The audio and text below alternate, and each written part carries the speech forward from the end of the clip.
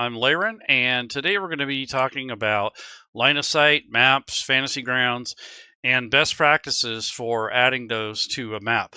So essentially, there are guides online that are kind of scattered, kind of hard to find, but there's one for product guidelines that essentially helps you give you ideas of what sizes the images should be. Now, this is a common issue that people will make these huge maps and try to play with them. And eventually, especially if you've got players with lower spec machines, it will start to add up and it can cause lag or performance issues.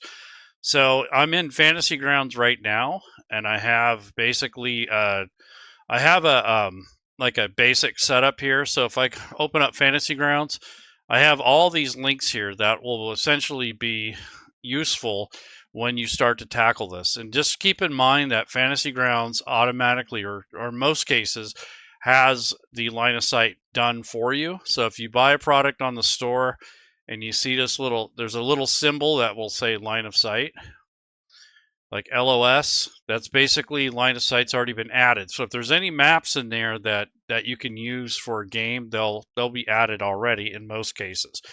You might find some older stuff that that may need to be updated or may not include that. But for the most part, you'll notice that most of the content that's available out there will already have this. So this will be helpful in the long run, but we're going to cover some stuff where you can add your own line of sight to a map. And basically what I have here are some shortcut links for resources to help you figure out like where that stuff is, because it is kind of scattered in the Atlassian guide. And you'll find videos that I've done or that have been done officially by Smiteworks, but a lot of those are out of date or it has changed since then. So it's very difficult to keep up with these, but I do these every month or just about, or at least every other month. So I try to keep up on it. I also do this for practice. So when you're trying to learn how to use a tool, if you only use it once or twice, it's kind of difficult to grasp the concept. So I recommend, if you really want to get into this, to practice. At least use the program once a week to get familiar with the behavior, the shortcuts, best practices, all those sorts of things. So what I'm going to do is create a blank image. There's going to be nothing, no map, no nothing. So I'm in the images section. I have my own group here that I made. And what I'm going to do is just add an item. And this is a blank image record. So there's nothing here yet. And I'll just call it test map because I don't really have a good name for it yet. So we'll go with test map just for the sake of it. And usually, depending on the type of image, I'll have a prefix on here. So I'll be map underscore test map or whatever the name is. So that way, when you have a list of images in this image tile area, it will all have a similar type of flow here. So when you're looking at these images, you won't necessarily have to open up every single one just to see what it is, because sometimes you'll have handouts and artwork mixed in with your map. So you kind of want those separate just in case. So that's just a best practice thing for naming your files, or when you're going to set up your own images, that you have a naming convention. So what I'm going to be doing now is, usually the first time you make a map or anything, it really helps if you know the scale that you're going to be working in. And that has to do with the overall image size and the number of squares. Generally speaking, most maps are between 50 to 100 pixels per square or per inch. So that has to do with the quality of it, and also increases the file size sometimes. So this is something that you'll have to be aware of if you're using a third-party program.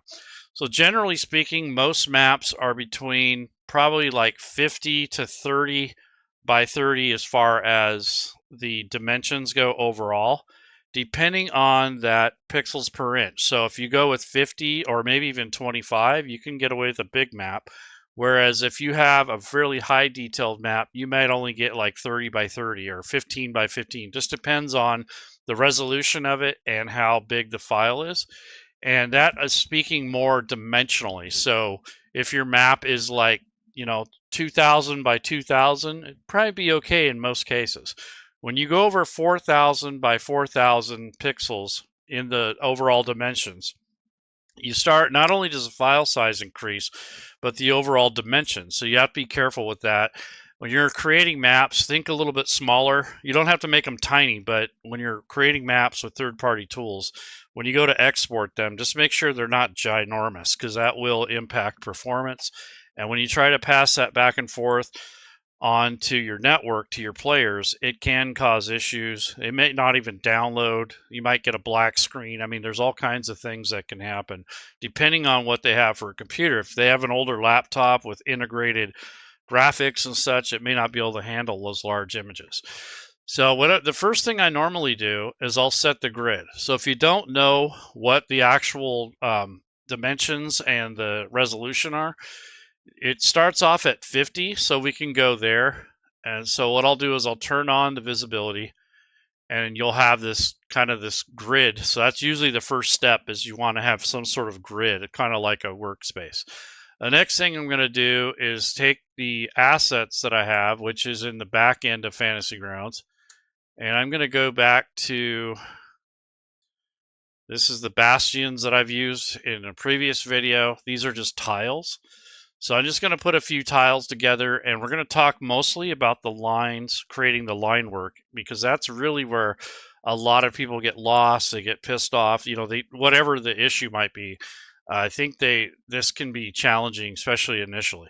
So these are assets that I have in Fantasy Grounds that I've imported myself. These are WebP format, so I converted them from JPEG or PNG to WebP, which just saves hard drive space. And when you transfer these to your players, it's a little faster. It's not such a huge file. So, and then these aren't very big. So this is a roomy area here. It's kind of roomy. So I'm just going to start off with some basic tiles. So as right now, these are assets. These are not full image maps. These are more like tiles. So I'm going to go to the tile mode, which is in this layers. So if you go to the layer controls in Fantasy Grounds, this is basically the layers tool. Then you got three little sub menus here. You have tile mode, you have object mode, and then you have this layer selection tool. So generally the layer selection is when you want to grab a tile and move it around or rotate it or recolor it, that sort of thing. And this would be like when you edit the tile after you've placed it. I don't know why they would have this layer selection first. I would like these reversed, but anyway, so this is the tile icon. This is the tile space here. I'm going to drag and drop one of these abandoned castle rooms into this tile area. So over here on the left, I have my assets. I'm going to single left click and hold the left mouse button down and drag over. And I don't know if this shows up on the stream or not, but when I left click, it's kind of a pink color. And then when I right click, it's kind of this light blue color. So if you can see that in the stream, that's generally what that is. And I can zoom in. So when I get into certain areas, like if we want to really see what's going on, I can zoom in a little bit. But other than that, that's the type of control I have right now. So as you can see, this doesn't really line up well with anything. It's centered, but the problem with this is that the scale is off. So if I go back to the grid, I have it set at 50 by 50. So I want to go back to this tile mode, and I want to change this to 70 by 70. I'm pretty sure that's the grid. And then I'm going to drag this over in tile mode again and see if this actually works. So take this, I'm in tile mode, and there we go. So this is a lot closer. So this is about half of the grid size. So if you're considering that these tiles are 5 by 5, this would probably work. Now, if you want it to line up, if you double that to 140 by 140, then the lines will line up with that. So if I come over here and go to 140 by 140, that will make the tiles that size. So let's see what we got here. So if I take this image, drag and drop it into the tile area, there we go. And that is now part of the map. So let's see what we got here. So we now have stamped this. So I can move this around, and that's pretty much lined up with the scale. Now this assumes that you know the scale. These were set up for Roll20.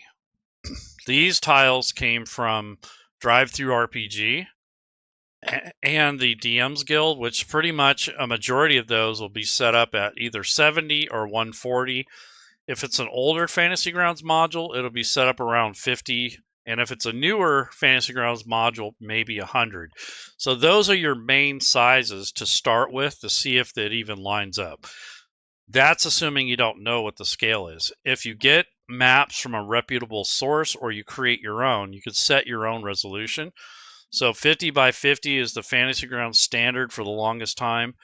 When they build assets in Fantasy Grounds, they go by 100 by 100 is, all the little furniture things and such. So you want to work in those kinds of numbers if you're going to be starting off.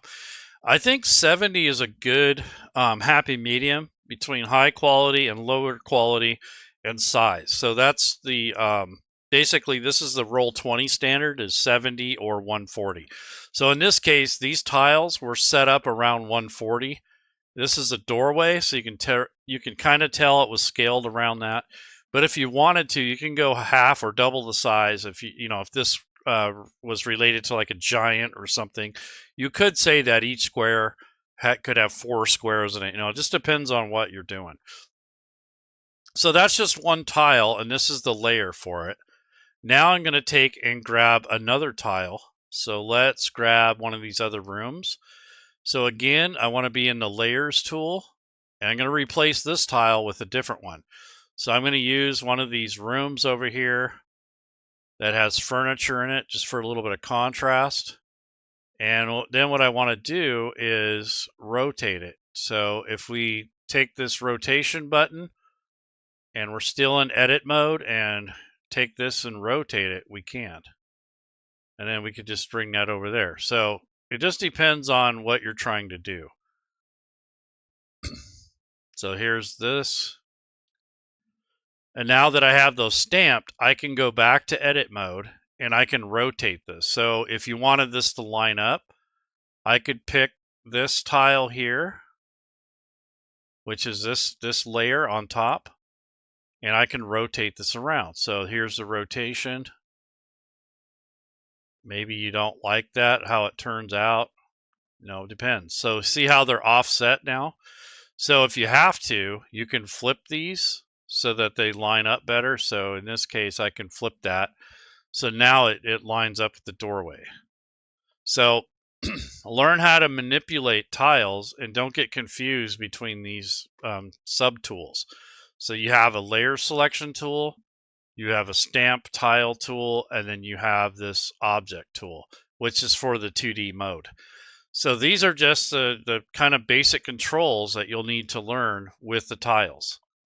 So these two tiles here are separate and they're on separate layers. So what you would do in this case is you might have a base layer, maybe some ground or something like that. So I'll use that as my base layer, but these will be assets or tiles on top of that. So I don't have a base layer yet. Usually I would start with a base layer, but I don't have one selected right now. So what I'm going to do is go back to the home, and I want to, which is button up here on the left, and go to images. And that's where generally most of the assets are stored, whether they be tiles, backgrounds, little accessories. And what I'm going to do is maybe I'll just find some dirt or grass or something like that.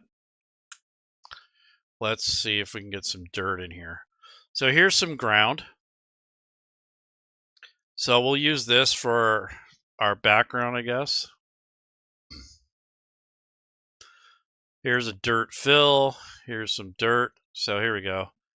So I'm going to do the same thing with the tile. So I'm going to take this tile mode here, and I'm going to take this dirt ground, left click and drag, and then I'll drop it in this section.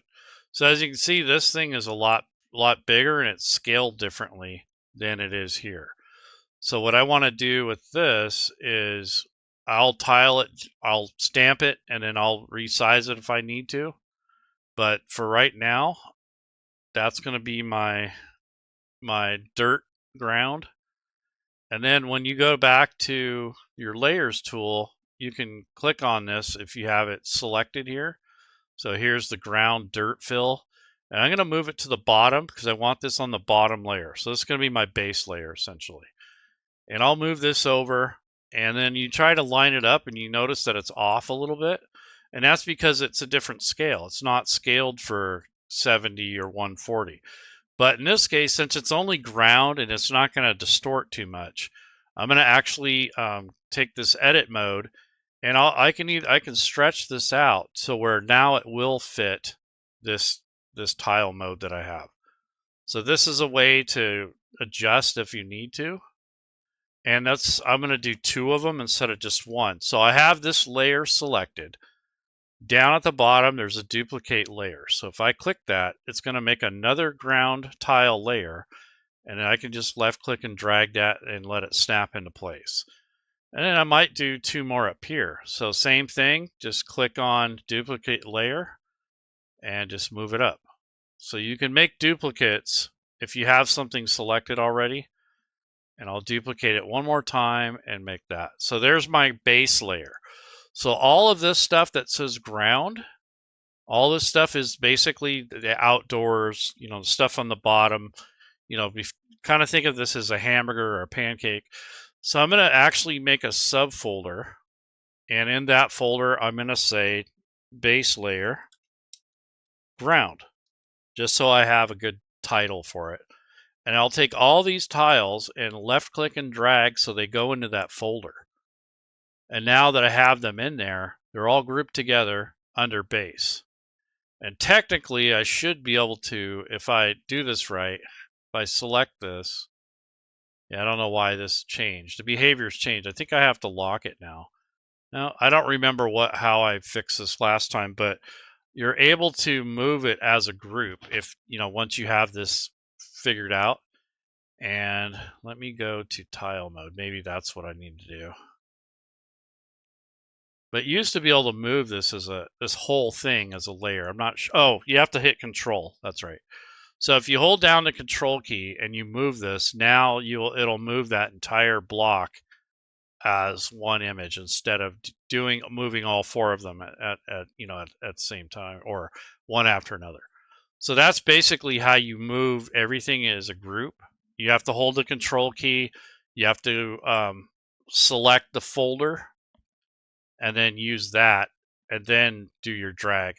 So this will help you when it comes to making a group of things together, putting them in a folder, and then you hold the control key and you can drag them wherever you want.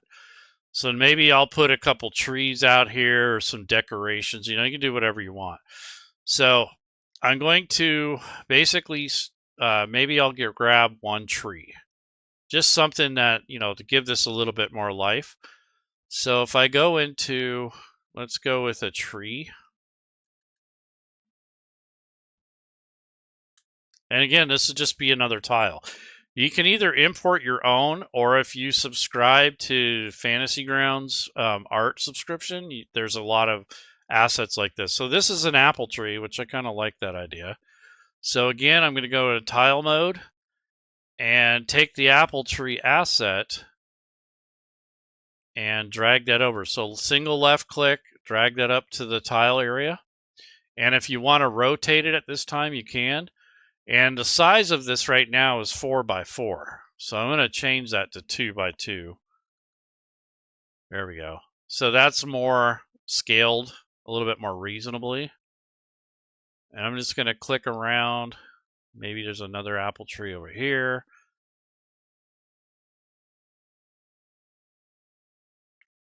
So something like that.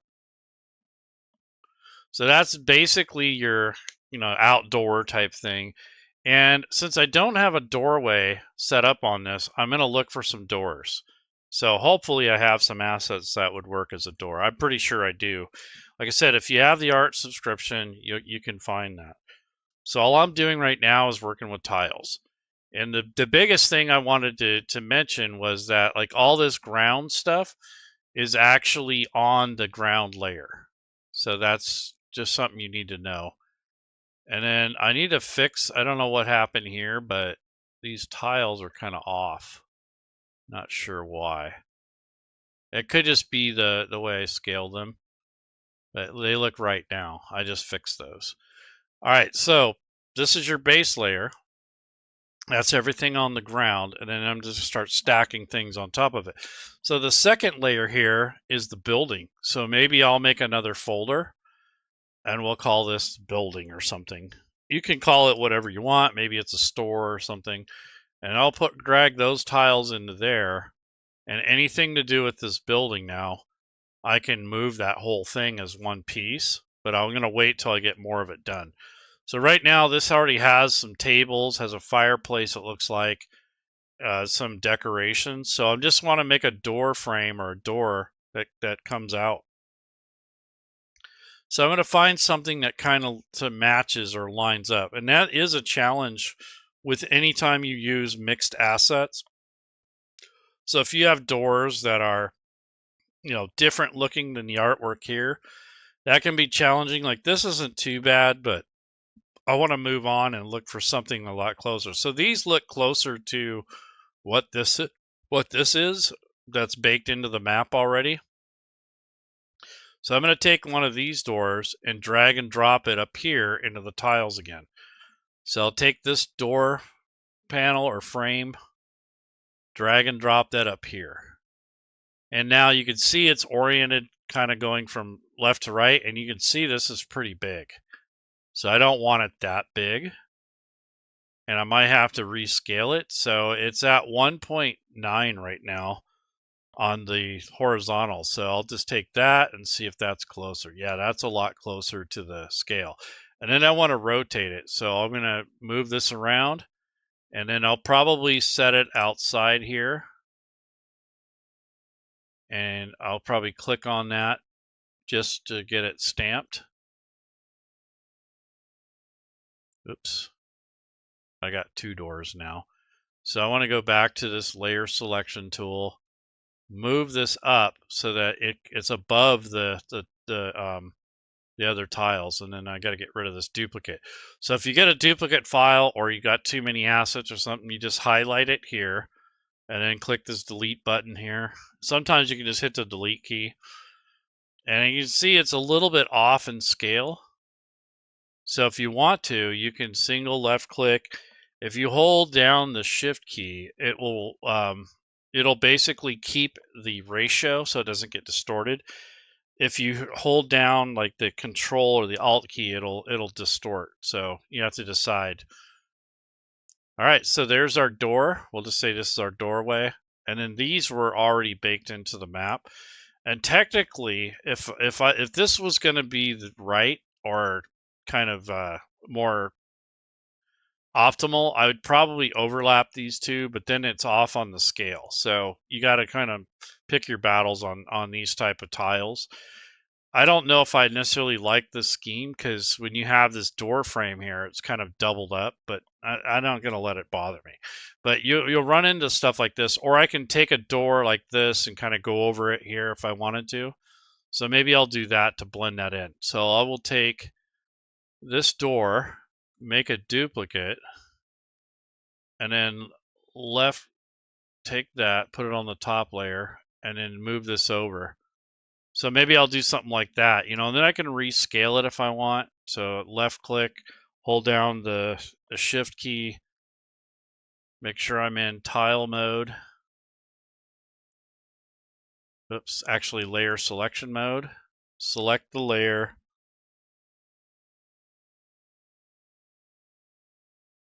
Let me see if I can get this scaled. Oops. So take that. Yeah, I don't know what I'm doing wrong. Let's see. So that is, there we go. It's getting closer. And then if you wanted to like kind of fine tune it, you can hold down the control key. And then you can turn off the snap to grid and then move it to where you want it. So that way it doesn't drive you nuts. So you can do something like this. This isn't perfect, but this would be a way that you could scale this to kind of fit.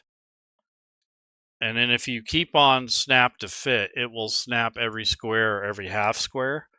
So that's why I had to manually move it, because it will try to snap it to the closest grid space. So you can do something like that to kind of blend it in, but I still think it looks kind of hokey, but I'm not going to worry about it. But just to show you that you might have some mismatch in the assets that you use. So this depends on where you get them and what artist did it. It helps if they're all from the same artist, but you're not always going to have that luxury. And as a matter of fact, what I'm going to do with this is I'm going to actually scale the door frame. Let's see, here's a door. And I'm going to actually expand this so you guys can see the map a little better.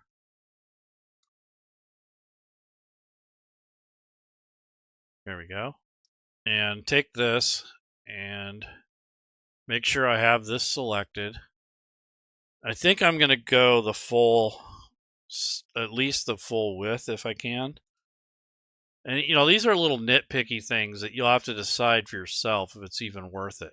So you can do stuff like this, which kind of distorts it, but at least you have, you know, you can scale it to where you want. You can stretch it too. So if I hold shift, actually control,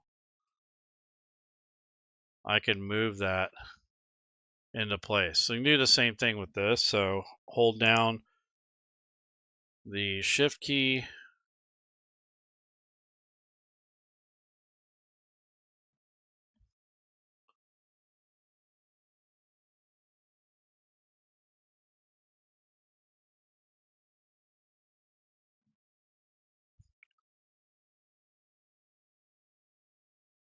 In this case, I'm holding control.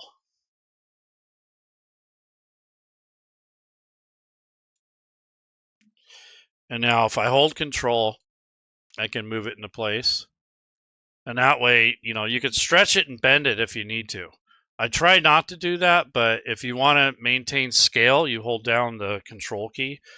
If you don't, or the shift key, if you don't want to do that, then you hold control and you can kind of do more stuff with it. So that's kind of where I wanted it. Let's see. Just like that. You get really nitpicky, so you got to kind of pick your battles on this. This may not be worth your time, but I wanted to show some of the image manipulation, because that's where it really helps to know the controls. Like holding down shift, holding the control key, the alt key, and left clicking and dragging, you know, it gets you different results. And those are the sort of shortcuts and the type of behavior that you have to get used to when you're using the map tools. I know when I watched Josh's video, when you become proficient, it's becomes second nature. But if you've never used Fantasy Grounds and you're still kind of learning how it behaves, it can be kind of frustrating. So it does take a little practice. So I don't want the doorknob on the inside. So I can take this and flip it. So let's do that. And see, that didn't do exactly what I wanted. But I will just, again, hold down the control key, make sure I click on this layer, and just move it over. There we go. So that took a little bit of time, right? So yeah, he does make it look easy. So it's getting used to the behavior, like your dexterity, your mouse, the resolution of your screen, all those things contribute. So those are the things that you got to kind of get used to if you're going to do a lot of map creation. And now I'm just going to start doing line of sight. And I think this is an important step in learning how to use the map tools in Fantasy Grounds. So once you have a map image like this, you pretty much have, you know, you have say you have a majority of it done here. So what I want to do now is, let's first of all, I want to decrease size, and let's go with, I'm just going to go ahead and expand this over, move the dice tower out of the way. We don't need it right now. And I want to get this expanded out so you guys can see what I'm doing more. And go ahead and expand that. Okay, so now that we have this stuff kind of set up, let's talk about some basic line stuff. So if we go into line of sight, which is this brick wall tool, you have all these different controls up here. So you have the selection tool, which will allow you to select lines or whatever assets you have at the time. You can draw a line, which is just a straight line, a single line. You can draw a rectangle or square, and then you have an ellipse tool. So let's just think about this. So do we want to make two separate areas, or do we want to make it one big room? I think in this case, I would just make this one big rectangle. It'd be a lot easier to do than trying to create two rectangles and then trying to connect them at the seam. That makes it much harder to do. And you might run into some problems when you do that, meaning that if both of them exist as two separate objects and then you try to cut a door through there, the shadows or whatever it is that you're, the line of sight data, what blocks the light, might give you some errors or some weird behavior. So I'm just going to treat this one section here as one big room. And you can use this little toggle tool drop down and use this zoom to fit or whatever. This is a zoom to fit button to recenter your map. So if you get way skewed on one side or the other, you can use that to get back to center. That's important to know that because sometimes you're way out like this. You could also right click, go to view, and zoom to fill. You can do that too, but I think it's easier just to use this zoom to fit button when you get off centered and you want to get your map recentered. Now what I'm going to do is take and add line of sight. So we're going to take the rectangle tool and I'm going to single left click, and you want to be like halfway in the middle of this, the lines here where this actual object is. You could go to the outside, but I think it's a little bit better to go towards the inside, not right up to the edge, but like in the middle, whatever that is.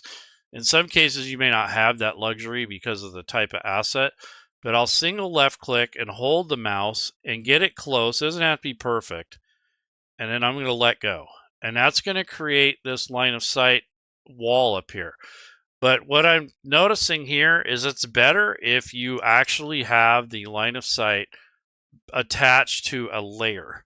So in other words, I could create and basically keep this whole base layer as my base. So I'm going to actually highlight this and delete the line of sight and start over.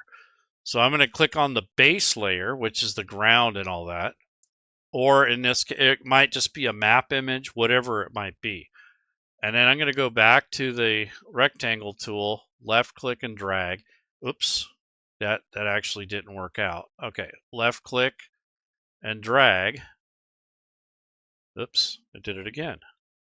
Let's try it again. Okay, so single left click and drag. Once in a while, your mouse will accidentally click again and it will start creating another shape. That's what mine was doing because I wasn't holding it, the left mouse button. You have to hold it down firmly. I don't mean break your mouse, but make sure you're holding it down all the way when you're dragging it, because sometimes you may not notice, but if your mouse is sensitive, your finger will actually lift a little and it will think of it as a click. In that case, if you're still left click and dragging, it'll make more shapes. So you only want the single one here like I have. Now for something like this, just cut this in half. Instead of trying to make two squares, I just made this one big rectangle. And what I'm going to do is go to the line tool and I'm going to single click. And if you want a straight line, you just hit shift and drag. Just single click and then hold shift and then drag your line, and you can go 45, you can go 90. In this case, I'm going to go here and just single click and hit escape if you want. And then that will create these vertices. So this is what you want. You actually want these little, this dot connection here. This will actually help tie in those two shapes. It divides it evenly, and you don't have two actual objects. You only have the one. So this is now the line of sight layer. So I'm going to put LOS on that. And whenever I want to make line of sight, I want to make sure I click that. If you're clicked on something else, what happens is it'll draw the line of sight on a different object.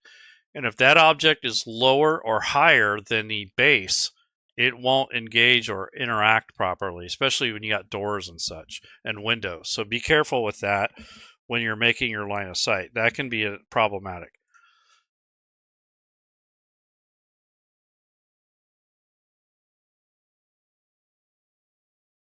Okay, so we have the basics here. And generally speaking, when you do this, you want to get all your line work first. So line work means putting in all your lines and getting all that stuff set up. So now we have this fireplace.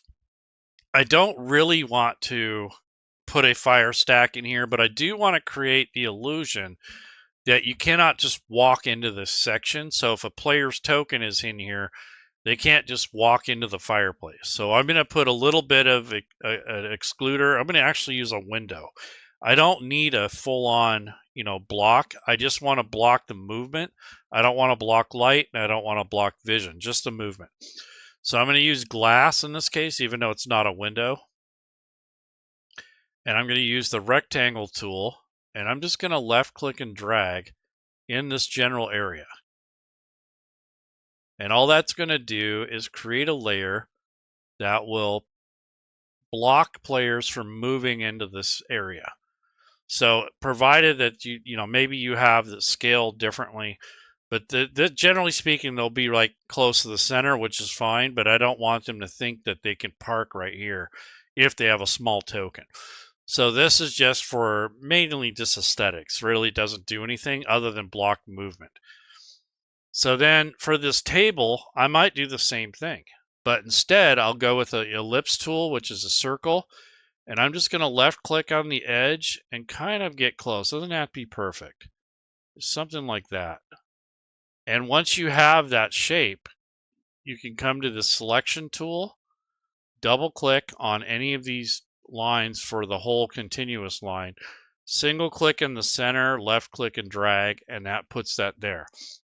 So all this does is make it so the players can't move through the table. They're going to have to talk to you, say, hey, I want to jump up on the table or jump over or whatever, so you can unlock that so they can move through it, or you can just let them do it, whatever you want. But this makes it so when they're moving their tokens around, they can't just move it arbitrarily through this stuff. They have to actually climb it. They have to talk to you about it, essentially.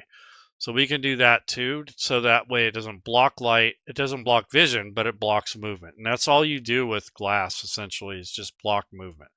So I'm going to do the same thing with this table. I'm just going to do the table. I'm not going to worry about the benches. So I'll take in, again, make the rectangle tool, left click and drag until it gets close to the shape. And notice I'm kind of on the inside. And that way, if you had an occluder like a wall, like the red lines, this would block all movement, all light, all that stuff, and shadow. But in this case, we just want to block movement, so they can't just move through that. The rest of the stuff in here, I'm not too worried about. These are torches here. These are like little chests and practice dummies, so I'm not gonna worry about that too much. Just the larger solid objects. So that's basically using glass creatively. Now there is no real indicator of windows, but if you wanted to make a window in here, or you could say that this is a window, you can also take this rectangle tool, left click and drag, and any line inside of that rectangle is going to be removed automatically. So that's a nice feature. And maybe you want another window here, so we'll just left click and drag. There we go. We're going to do the same thing with the door. So door, you can have it as a single line, or you can have it as this kind of rectangle. I prefer the rectangles because it's easier to select. So if I go to the door tool, left click and drag, I can draw this rectangle here, and that'll take that out. But you can also make it a straight line. You don't have to have a square or a rectangle anymore. So I'm going to hit Control Z, which is undo. And you can go to the line tool and kind of do the same thing.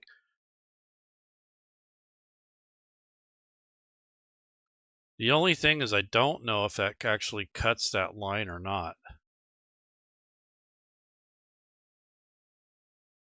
I'll have to check. So let me go to play mode.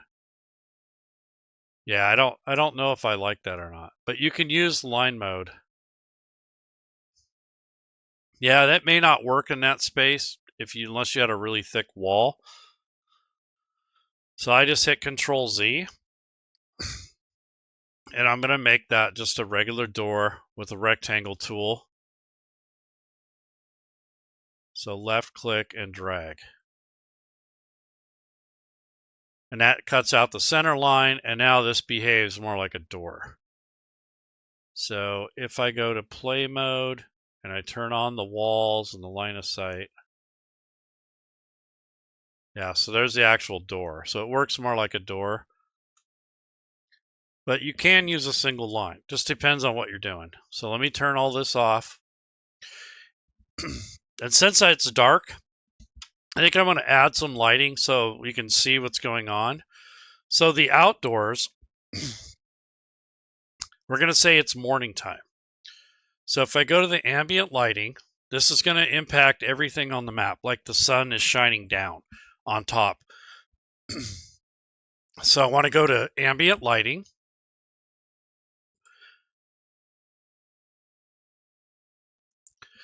And then I'm going to change the preset to dawn.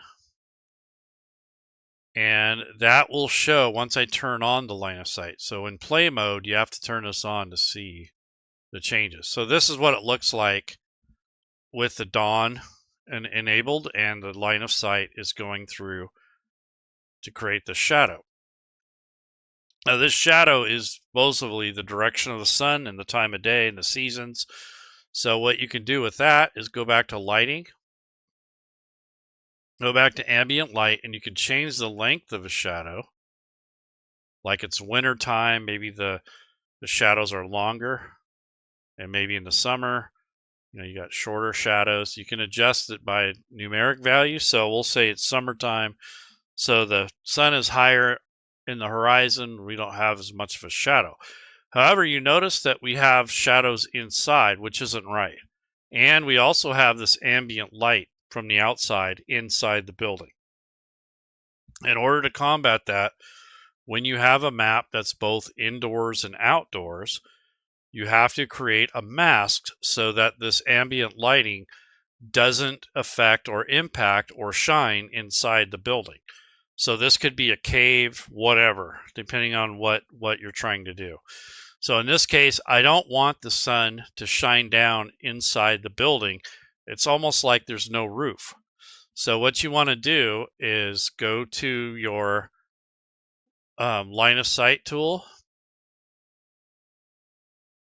And what we're going to do is we're going to take and we're going to add a mask to this area. So if I go to, not the global mask, but you want to come into the line of sight area. And what we're going to do is create it to where we're going to have a mask occluder. So let me see. So I want to make sure I got this right. Okay, so we want to go to lighting. Okay, so we're on the lighting. We're in the lighting section. And what I'm going to do is I'm in this edit mode here. And I want to go back to the ambient lighting. And what you'll see is this preset here and mask. So I'm going to left click and drag. Oops, did I have that right? Yeah, so map. So left click and drag. So here's the mask. And that's going to mask that area inside so that the ambient light doesn't impact the indoor light. So ambient light's mostly for outdoors. I mean, you could use it indoors, but it'd probably be a different color or maybe a different effect. But nonetheless, that's how you can differentiate between indoor and outdoor. The caveat to this is that the irony of this is if you were to look from the outside in, you're not going to see the light isn't going to shine inside. So if you were outside, you had a lantern, or if you had sunlight, it's not going to shine in. So in order to emulate that, you would have to put lights outside the window to emulate like the sun is shining in. So that's the only drawback to doing it this way. So this mask, you can delete the mask if you don't like it. You can either hide an area or reveal an area up here, but that's essentially how you mask off the indoor from the outdoor. So when you're in play mode now, you can't see inside here, which makes sense unless you go inside. So let's go back to, let's turn these off. You want to make sure these are off for the time being. Go back to line of sight, and I need to put a door here. So again, I'm in door mode. Go to rectangle, single left click, and drag to make a rectangular door frame. And now we have two doors, one outside and one interior door. And what I want to do now is put some lighting in here. So in this area, they've already got torches painted in here. So I'll go ahead and add torches. So I'm going to go to the lighting tool up here. Check the preset. So in this case, let's go with torch. And I'm going to single left click on the spots where I want that lighting. So we're going to go to add light, go to torch, and just single click until you see this little light bulb symbol. And there might even be a candle on the table, so we can actually, let me hit Control Z. I'll go to candle and put that on the table. Maybe it's right here. And now you have all your lighting on the layer with the line of sight. Or if you wanted to, you can put it on the building itself if you want. In this case, I have it all in one layer, so it's a lot simpler. But you can select different objects to have lighting on them. But in this case, it's just a lantern and a couple torches. And now I might do the fireplace next. We'll see. So let's go into line of sight mode, turn this stuff on, and let's see what we got. So now you got your interior light separate from the outdoor lighting. And when you open this door or close it, so you're not going to get any light. But see, when you open this door, you're not going to see any light from the outdoors because you have that occluder in there. So in order to emulate that, you have to place a light outside the door, which is kind of a bummer, but that's just the nature of the beast here. So if I go back to centering this, and if I wanted to emulate like the sun coming through this doorway, that may not be the case because the shadows here, you might kind of want to line it up with that. So I'm going to turn off the lighting temporarily because that can confuse you, and go to lights and go back to the add lighting and go to this prefix. Probably do either a lantern or spell light, possibly. The only problem with that is if it's night outside, it's going to look like there's a night light. So you have to decide, you know, if is it really worth all that effort to emulate that.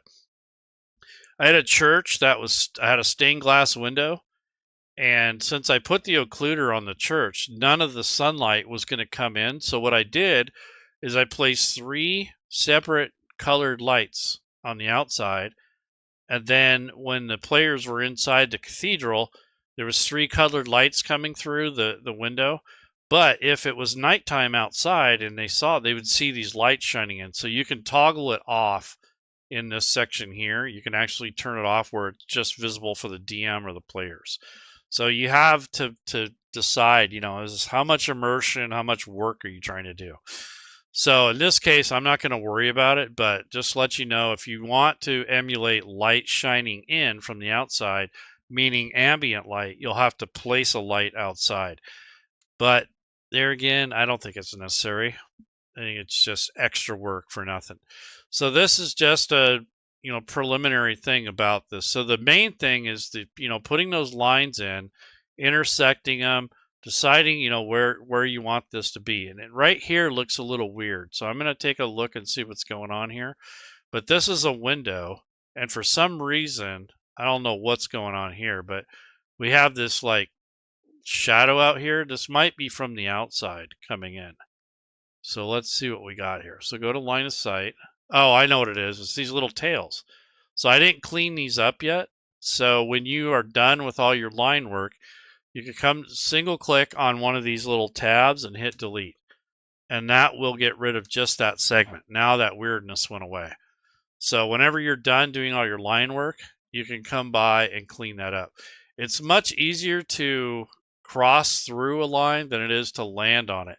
So I'm going to give you an example. So if I come over here, and let me turn off the line of sight so you can see what's going on.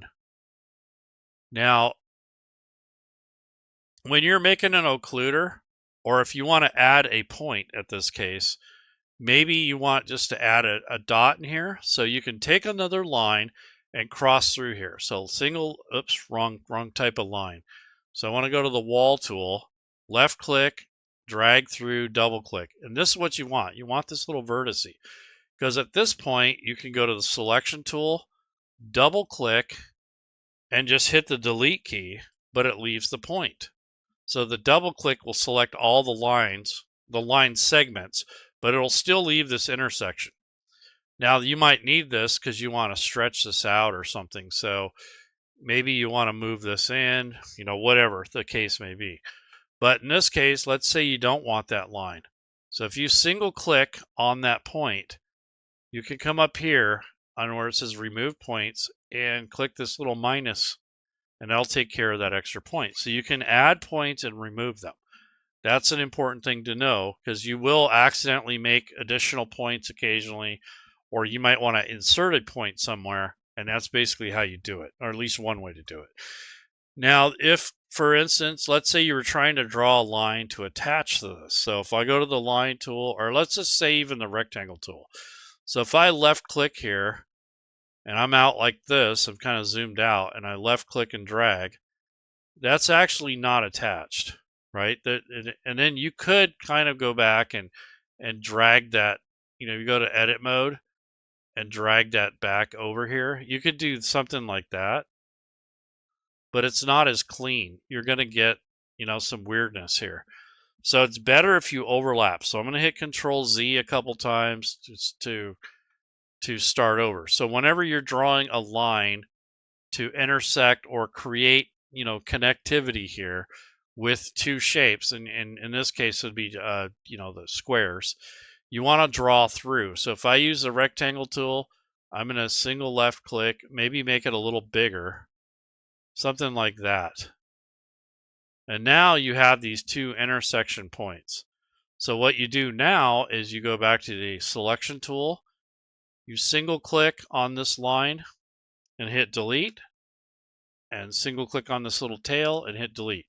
That gets rid of the excess, and it ensures that you have these points, and it also makes it to where you have the smooth straight lines and you don't have this weirdness.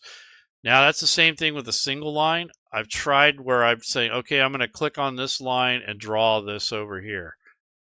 And then when you actually look at it, when you actually zoom in, you're not actually connected. So that's why it's better to just draw through.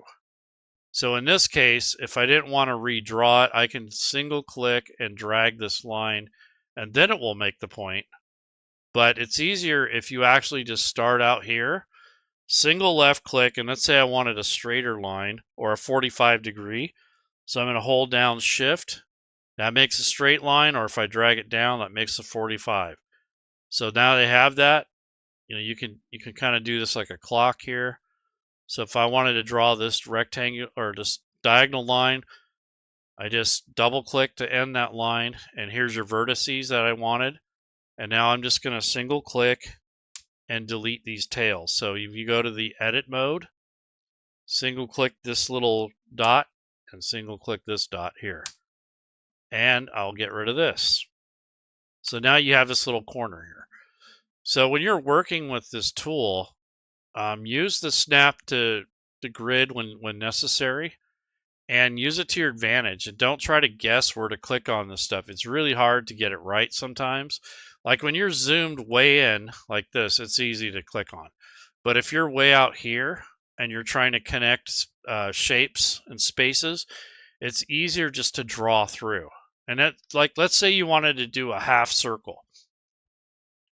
So it'd be kind of similar, I guess.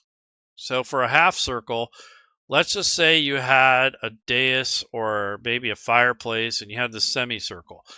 So what I would do is go to the ellipse tool. I'm in the wall tool. I'll left click and drag. And there's our, that's not a very good circle, but you get the idea.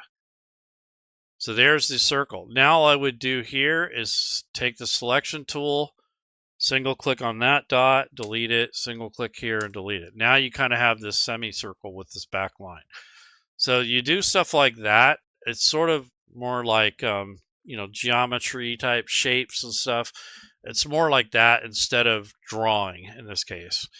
So you just think of the vertices, where the lines cross, and the behavior of the tools. So once you have these lines placed, you can single left click in most cases and drag these points where you want them. So even if you're not perfect, you can always go back and adjust it. You don't have to be perfect every single time.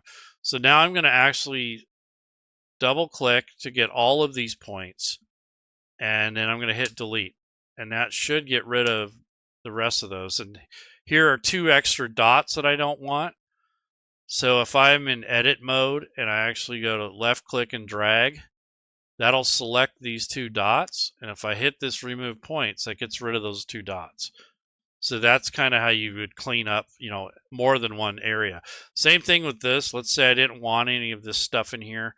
So if I left click and drag and kind of surround all these, that's going to get all these points. And then I'm just going to hit this minus remove points, and that gets rid of all that. So you can do it in batches. You don't have to do it one line at a time. In this case, there's only one line, but I want to get this, I want to get this entire thing. So I want to left click and drag. So there's that point and that point, and I can hit delete at this time. Nope, not delete. That'll delete the whole segment.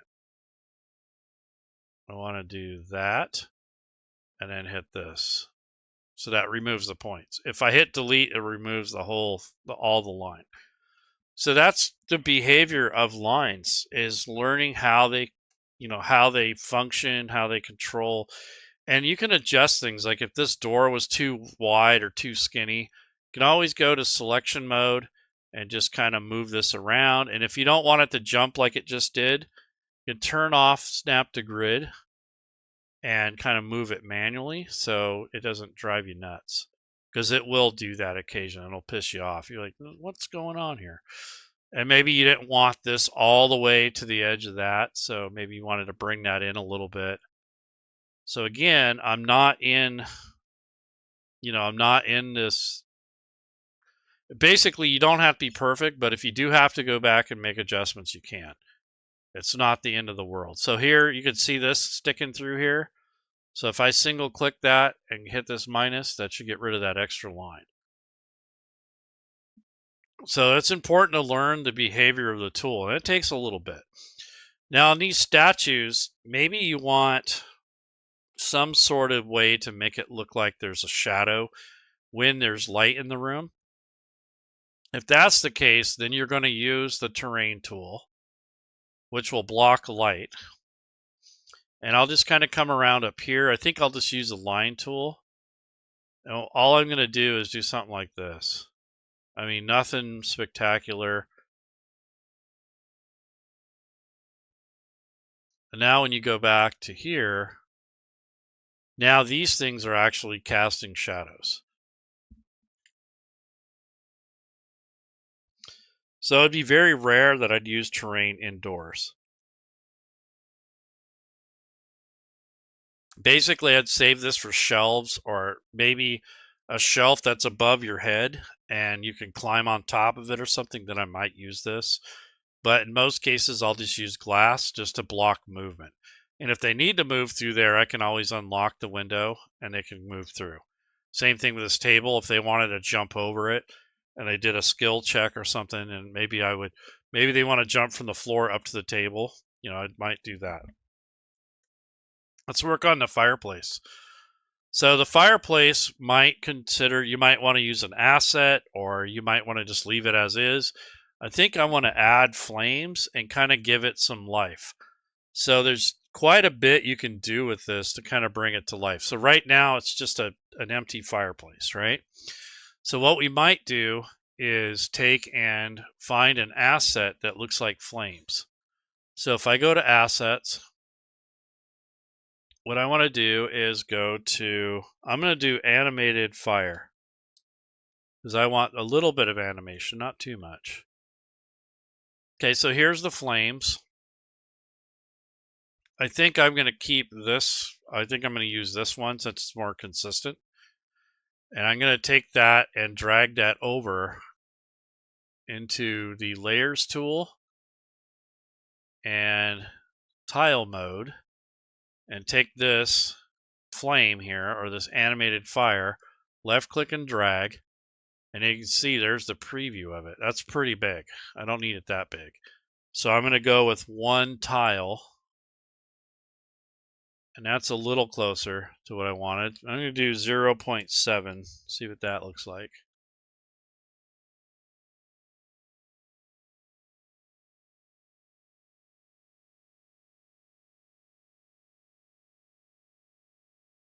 Okay, so 0.7. Am I in tile mode? Yes. Animated fire. Like I said, just go to 1, I guess. All right, so what I'm going to do is place this here, and I'm going to hold down the shift key, or I can turn off the magnetic snap to grid. Let's see. Back to here. We want it to be 1. All right. The snap to grid's off, so I can have better chance at how I want to place it. What happened here? Fire.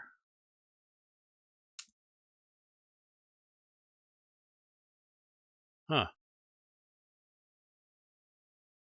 For some reason it's not showing up on this layer. Weird.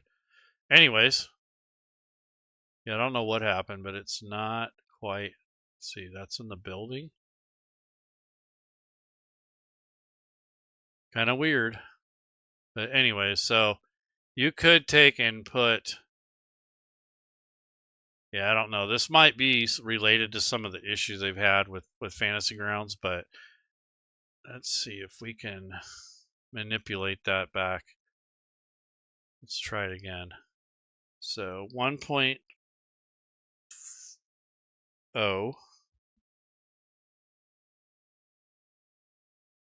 I don't know what's going on, but it's not quite. Let's see. That's weird. It's taking the file and it's adding 0 as the base, which isn't right. It's not letting me rescale it.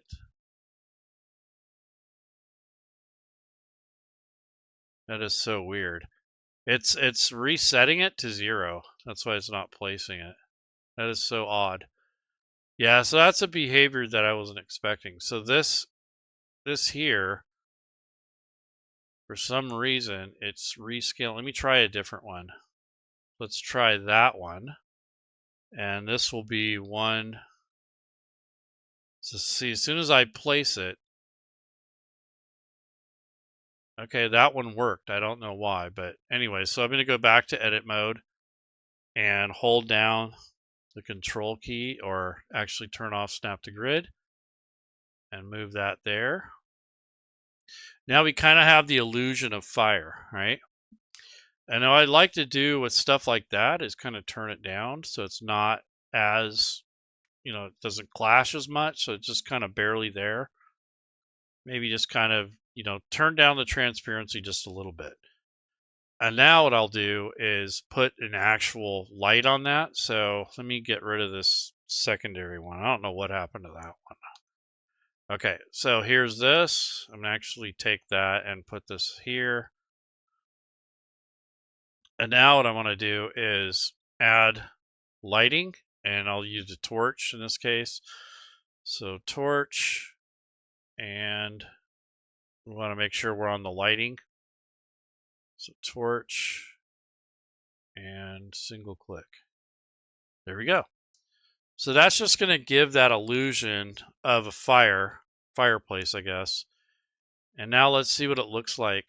So with line of sight on, that's kind of what it looks like. So you see this fire here, and you can put logs, you can do all kinds of stuff, but I just wanted to kind of make that a thing. And then maybe I want some smoke.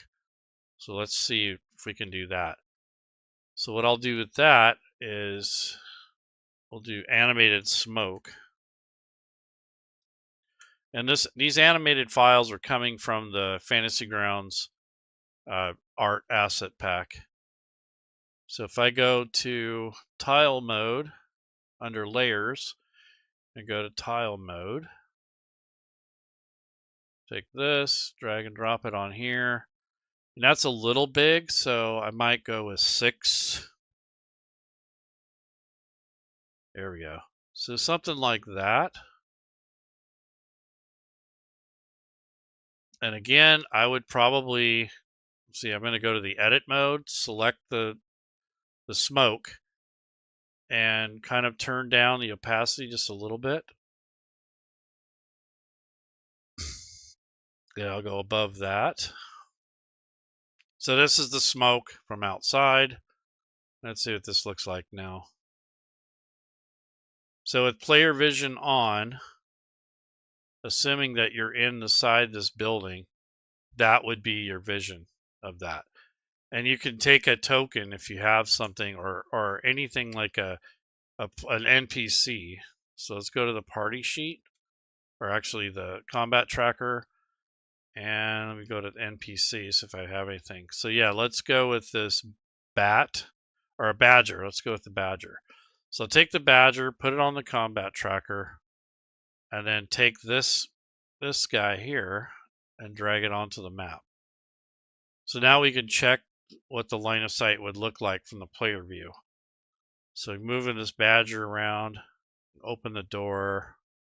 This is what it kind of looks like from in here. And here we go. So there's a badger. Here's the outdoors. So here's the window. That's why that looks kind of weird. There's the door. There we go. So yeah, so basically the lines are probably the most work. All this other stuff I'm doing is kind of extra. You don't have to add all that other stuff, but let's see. So now I have the smoke layer. I have the line of sight, which is on the very top pretty much. Actually, this token here, the players and the NPC tokens are on the very top layer. They're actually above the line of sight, I believe. But then this line of sight, I can move this, where I want it to go. But generally speaking, it would normally be attached to a map layer. It doesn't have to, but you want all of that line of sight on one level. You don't want it on a bunch of separate objects. That can make for problems, especially with doors and windows. They may overlap, so the functionality is going to be different, and it'll act strange. So whenever you want to move tokens on a map, you have to be in play mode. So if I want to interact with this badger token, I have to be in play mode. If you're in any of the other modes, doesn't let you interact with it. And one last thing I wanted to mention is you can have assets that have a light assigned to it. So let's just say, for instance, there was a torch outside that someone dropped. So if I go into assets and let's go back to images, let's come out of here. And instead of an actual asset, or an image, I want to go to tokens. Now, if you have a torch token, that's fine, or whatever you want. Let's do a lantern instead. So maybe someone left a lantern sitting outside. So I'm going to click lantern, and I'm pretty sure I got a bunch of assets. So here's a bunch of assets. So probably this one or one of these other, whatever you will think is necessary. Maybe this one, this little token. Yeah, maybe I'm going to go with lamp. Let's try that. Nope. We'll just do torch. So I don't have it in token format. I'm pretty sure I have it as an image. But it matters where you store these in Fantasy Grounds, and that's how you get this. So we'll just use this image as our torch. And I'm going to take that. This is a token now. It's not an asset, or it's not an image. This is a token. So they're treated a little differently. So I'll take this, left click and drag down to the hotkey. Go ahead and close this. Now, if I wanted to drop this torch out, let's say I want to drop it inside here. So I'll take the torch and move it into this area. It's now a clickable token that can be clicked on and moved. However, if it's dark in here, you're not going to be able to see anything. So I'm going to go to the lighting area. And what you want to do is go to token light. And in this case, the behavior is going to be a torch. And what I want to do is you want to make sure that you have this token selected, and you want to go to the correct. So we'll go to torch and hit this add light. And now it actually adds the lighting to the token. So now the token itself has its own lighting. So that's how you can emulate like a light spell or a lantern or something that moves. So like if your players threw a torch down on the ground and ran away or something like that, or they use it for lighting so they don't have to hold it, you could do something like that. So all I do is have something down here in the wings, and if that ever comes up in play, I'll just set it up that way. That way they can move the token around if they move the torch, or if they want to get rid of the torch that they're carrying, you know, they could turn the light off on them, but leave the torch on the ground burning, you know, that sort of thing. So it's kind of up to you how you want to handle that. But that's basically how you can do token lighting for individual tokens that aren't necessarily NPCs or players. This, in this case, would just be a token with lighting assigned to it. So that's what that is. Unfortunately, you can't save this or carry it over to another game, which I think kind of sucks, but it is what it is. But this is just a quick way to have that lighting in case you need it. It's not doesn't come up very often, but occasionally when someone casts a light spell, they don't necessarily always carry it with them. They'll cast it on something. So I'd rather put it on a token rather than a person. That way I can move the token around if necessary, and it can lead to other things that are more flexible instead of having a stationary or always having the light cast on the person who casts the spell or one of their allies. You know, you could do something like that. But this allows you to move this around, and the players can interact with it too. If you add this when you're actually in the tile mode under the line of sight stuff, if you come in here and go under the layers, if you add it from here, only the GM can touch it. So if you want to use a token as an asset, that's different than it is for a token. And it all has to do is where it's stored on your directories and Fantasy Grounds. Anything stored in tokens is supposed to be for NPCs, or you can actually use it as just a token, or for players. If you store it in assets, that's all for maps, for making decorations, and you know, for making stuff. So depending on where you put it is what the function is going to be. So I can have that same token in assets, and I can also have it in my tokens folder. They'll both behave differently. So coming from tokens, you're going to have this flexibility. But if I do this, see, now I can't even interact with it because that's a token. So if I go back to play mode, now I can actually interact with it because it's basically behaving like an NPC or a player. So this has to be, or any spell tokens that you have that you want light, they need to be in the tokens folder. So up here in assets, I'm in the actual tokens area, not the images. If you do it from images and put it on the map, no one can interact with it except for the GM. So anything that's on tokens, if you actually drag that to a map, it'll be interactable. So the players can click on it and move it. You can move it. I don't know if you can lock that out, but if you wanted to, like I said, have the torch or a spell token, something like that. Like I have a torch, a light spell, and maybe one other, maybe a candle. And that's basically all I do is I'll just have those down there, and if it ever comes up in play, I can just drag it and assign a light to it. It's pretty much it's on the GM, but at least you have something. It's not always going to be stuck somewhere, and you want it to be clickable for your players so they can move it. So you don't have to keep moving around for them all the time.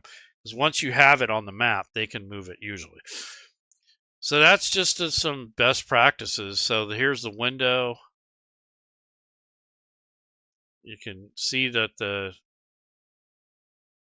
torch is actually creating light. So that's kind of what you have to do to emulate sunlight coming into the building, is create a permanent light and then have it move or have it set outside so it looks like there's light shining in from the outside, if you have the mask on. So this is the mask I was talking about that masks the outside from the inside. So the same thing with these trees down here. Maybe you want them to cast shadows. So being that they're outdoors, I don't necessarily want to block movement because they're not that big, right? You can really easily walk through these or under them. So you have to make a choice. You have a couple options here. So if I go to the line of sight tool, what most people do, which I don't necessarily agree with, but in the beginning, this is what we all did. So we would take this ellipse tool and we would have the terrain tool. We do this. And that makes the shadow right now for the trees, which isn't a big deal. But what I was seeing early on when Fantasy Grounds first started is they'll take this entire thing and it'll be all the way, oops, I don't want to do that. They would have this thing all the way around this tree instead of the tree trunk. So now you have this whole area kind of blocking, and you can't really even see half the time what this is.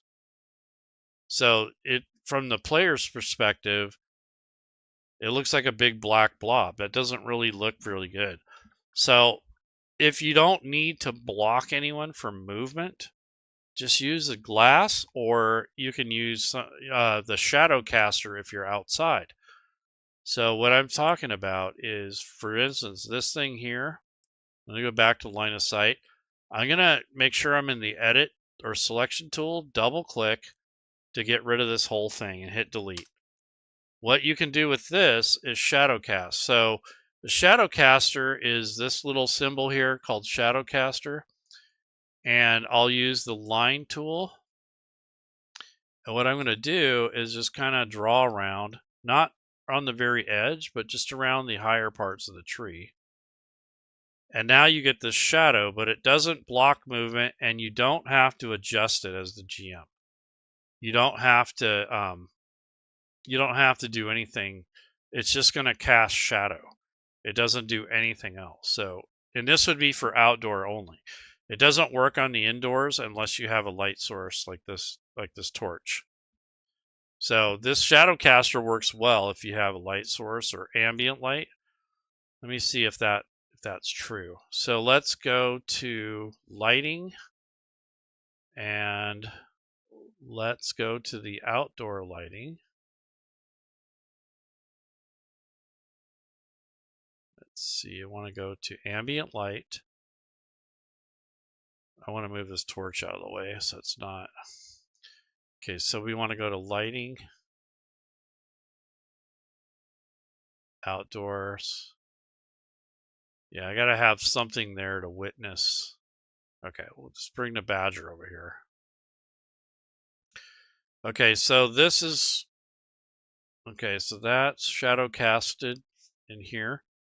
So what I want to do is go back to line of sight and actually lighting, ambient lighting, and let's change the shadow length.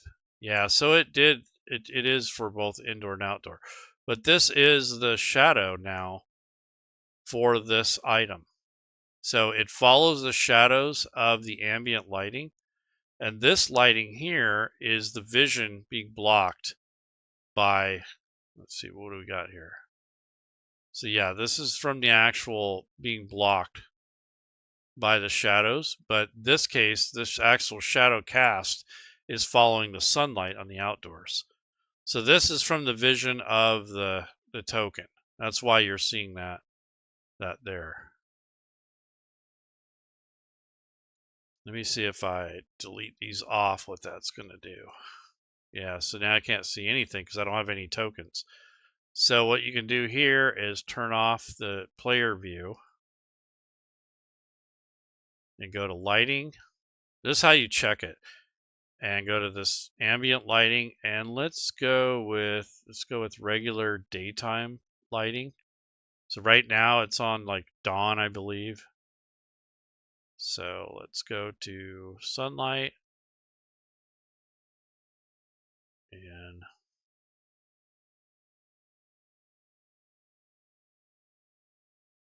line of sight, lighting, Ambient lighting, sunlight, take the mask off, right? No.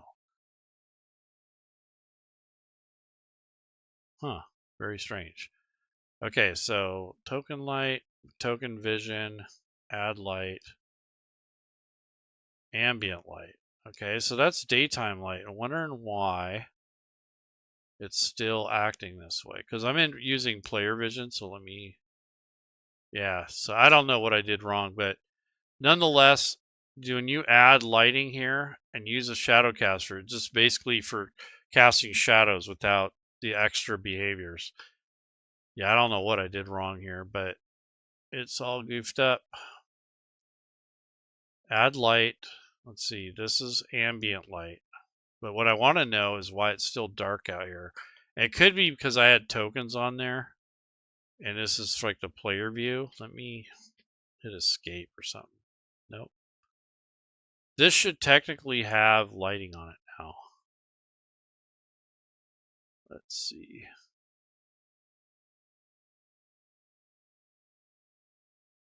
Okay. Let's try this. Sunlight. Now, yeah, I don't know. Something got... Oh, here's enable line of sight. See, that this should not be... This whole thing shouldn't be occluded. I don't know, maybe I got a mask on there I'm not aware of, but nonetheless, you can kind of see where that can get very confusing because you get different layers where you have line of sight and then you have the ambient light. Maybe that's what it is I have line of sight. Maybe that needs to be on the bottom. That could be it too. So if I go to lighting and go to ambient, yeah, that's exactly what it was. So the line of sight layer was above everything. So it needs to be at the bottom. So now let's try it. Yeah, there we go.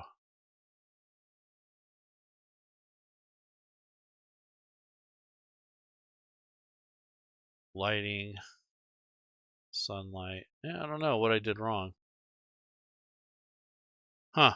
Anyways, but you get the point that, you can add your own lighting and you can basically finagle it. You can do whatever you want. I added this fireplace here, and by having a token on here or like an NPC, you can check the lighting. Let me try that again. Maybe I do need an NPC. So we'll try this ape. Something that doesn't have dark vision, I guess. Put him on here. Go back to the lighting tool, turn all that stuff back on. Okay, so it's completely dark. Let's go to lighting and ambient lighting. Yeah, I don't know. Something's goofy because I turned it on and it's not doing anything. So let me try this. Yeah, this isn't doing anything. So something's goofy. So they've got something messed up with layers or something, I think. I think I should report this to SmiteWorks because this is not normal behavior. So I don't know, but I tried to do it and then it just got all miscombobulated. So if I try a different map, or maybe if I start it over, maybe it would work, but yeah, I don't know. But anyhow, that's basically how you work with the maps. I don't know what's going on. Maybe I have a layer that has the wrong settings on it. But yeah, that's pretty goofy. It shouldn't be doing that. I'd have to check again on a different map, see if it actually still does the same thing. I can do that. Let's see. Let's just go to images. Let's go with this last map that I used. Let's see if it's still doing the same thing. So I wanted to go to lighting. This doesn't have any lighting. So let me put the ape on here. And then I'm going to turn on lighting. And I wanted to go to ambient lighting, change the behavior to sunlight. And now I'll take this ape guy, move him outside. Yeah, see, I don't understand. Let's see. Yeah, something's wrong with ambient lighting because normally that That should light up out here because it's daytime. Yeah, I'm not sure what's going on. But if I go to lighting and I go to ambient lighting and I actually turn, there's none. And then if I go to, let's just say moonlight, and if I claim this token, it's still, it could be because there's no map out here, but it should be kind of light out here without giving him a torch. Let's see what happens when I give him a torch. Shouldn't have to, but I want to check this before I report it, because this looks like a mess. Okay, so candle, lamp.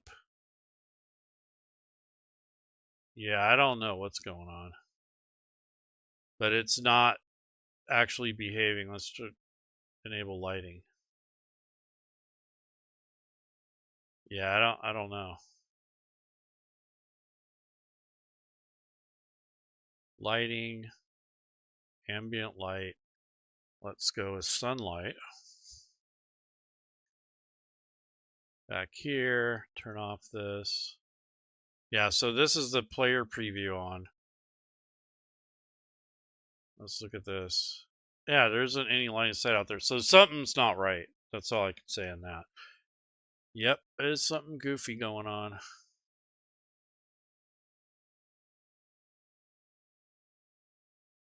That's really strange. Anyway, so that is basically messing with the light. So something's up with the ambient light. So I'll have to see. There's total darkness. That's off. There's that. Maybe change the color. Yeah, that's not doing anything. Yeah, that sounds like a bug. Anyhow, folks, you guys have a good weekend. Enjoy the rest of it, and maybe next time this will be fixed.